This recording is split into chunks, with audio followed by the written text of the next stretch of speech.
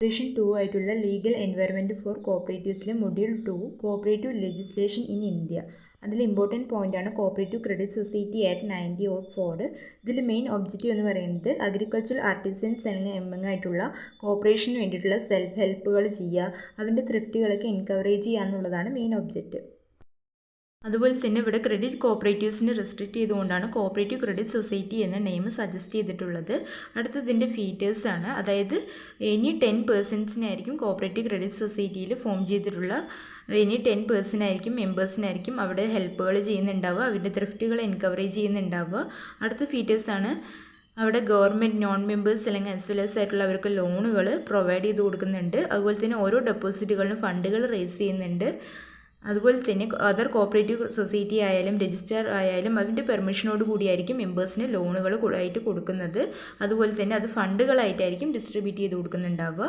അടുത്തതാണ് cooperative സൊസൈറ്റിൻ്റെ register പ്രകാരം അവർക്ക് വേണ്ടിയിട്ടുള്ള കൺട്രോൾ അല്ലെങ്കിൽ അഡ്മിനിസ്ട്രേഷനൊക്കെ കൊടുക്കും. അതിൻ്റെ അണ്ടറിലായിരിക്കും ഓരോ പ്രൊവിഷൻസും കോപ്പറേറ്റീവ് ക്രെഡിറ്റ് സൊസൈറ്റീസ് പ്രൊവൈഡ് ചെയ്യുന്നുണ്ടാവുക. അടുത്ത ഫീച്ചേഴ്സാണ് 4/5 ഓഫ് ദി മെമ്പേഴ്സ് ആയിരിക്കും റൂറൽ സൊസൈറ്റീസുകളിൽ അഗ്രികൾച്ചേഴ്സ് അല്ലെങ്കിൽ അർബൻ സൊസൈറ്റി നോൺ അഗ്രികൾച്ചർ സൊസൈറ്റീസിൽ ഉണ്ടാവുക.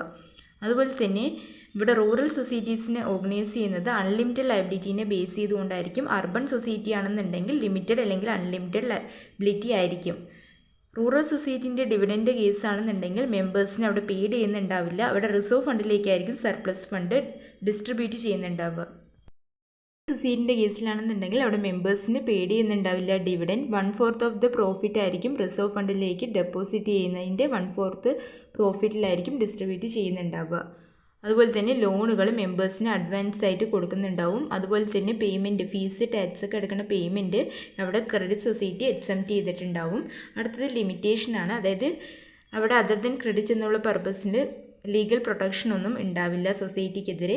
അതുപോലെ തന്നെ ഇവിടെ സെൻട്രൽ ബാങ്കിൻ്റെ ഒരു സെൻട്രൽ ഏജൻസി പ്രകാരം പ്രൊവിഷൻസ് ഉണ്ടാവില്ല. റൂറൽ ആൻഡ് അർബൻ എന്ന ക്ലാസിഫിക്കേഷൻ ഓഫ് സൊസൈറ്റിയിൽ അത് അൺസൂറ്റബിൾ ആയിരിക്കും.